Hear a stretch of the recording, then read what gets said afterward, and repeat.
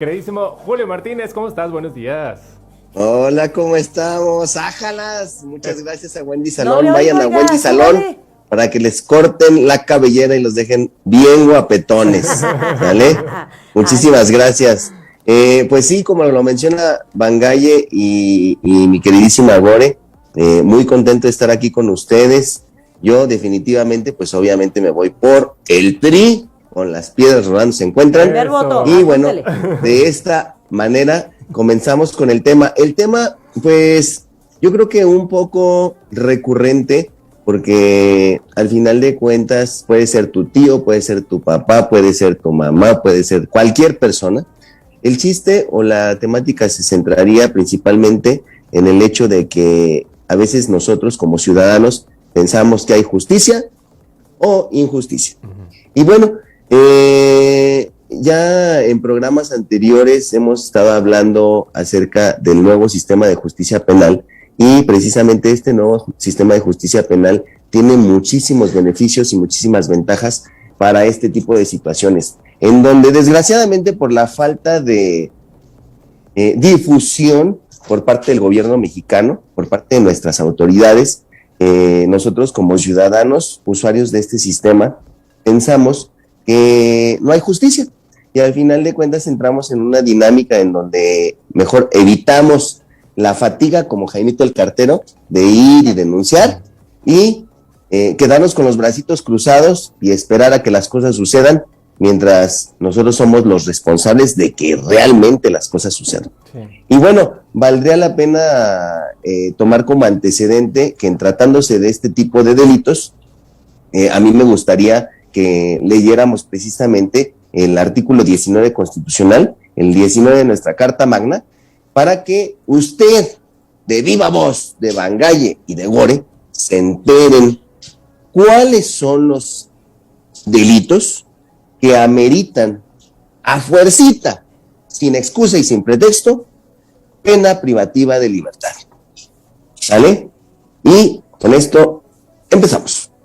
Arránquese. Así es, este es el segundo párrafo, mi queridísimo Julio, y bueno, esto es importante tenerlo aquí, dice, el ministro público solo podrá solicitar al juez la prisión preventiva cuando otras medidas cautelares no sean suficientes para garantizar la comparecencia del imputado en el juicio, el desarrollo de la investigación, la protección de la víctima, de los testigos o de la comunidad, así como cuando el imputado esté siendo procesado o haya sido sentenciado previamente por la comisión de un delito doloso. El juez ordenará la prisión preventiva oficiosamente en los casos de abuso o violencia sexual contra menores, delincuencia organizada, homicidio doloso, feminicidio, violación, secuestro, trata de personas, robo de casa-habitación, uso de programas sociales con fines electorales, corrupción, tratándose de los delitos de enriquecimiento ilícito y ejercicio abusivo de funciones, robo al transporte de carga en cualquiera de sus modalidades, delitos en materia de hidrocarburos, petrolíferos o petroquímicos, delitos en materia de desaparición forzada de personas y desaparición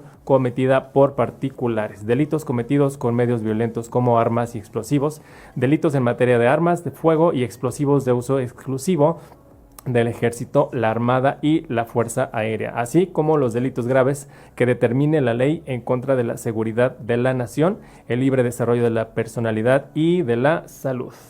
Esos son poquitos a comparación del catálogo de muchísimos delitos que vienen tipificados dentro del Código Penal. Y bueno, aquí lo interesante, gracias por los saludos, ahorita vemos, continuamos con el comentario que hubo, que el sistema es corrupto y demás, bueno, ahorita hablamos de eso. Y gracias a Momi, gracias a Tere, que ahí también nos están mandando saludos. Bien, específicamente, centrándonos en el punto, escuchamos ahí homicidio doloso, ¿sí? ¿Qué pasa con esto? El dolo y la culpa, la diferencia entre uno y otro. ¿Cómo a qué les sonaría, mi queridísimo Bangaye, mi queridísima Gore?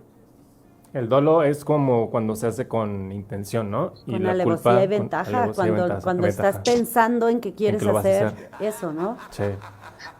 Bien. Mire, con musiquita. Ay, qué miedo. Y bueno, al final de cuentas, tenemos razón, es dolo, ¿sí? Cuando tenemos la intención de hacerlo.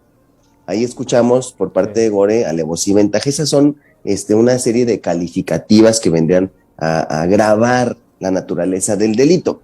Pero es muy importante que el público radioescucha logre establecer que la diferencia, o bueno, identificar que es un dolo, ¿sí?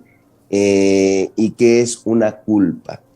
El dolo, ya dijimos, es la intención de realizarlo, y la culpa es que, al final de cuentas, por una situación adversa, ¿sí?, de la naturaleza o un descuido, ¿sí?, yo ocasioné una afectación que se desencadenó en la comisión de un delito, ¿sí? Y esto es bien importante porque muchas de las ocasiones esto nos puede llegar a que logremos definir o malamente decir o afirmar que el sistema de justicia en México no existe, que no hay justicia, ¿sí? Y esto es bien importante porque no es así.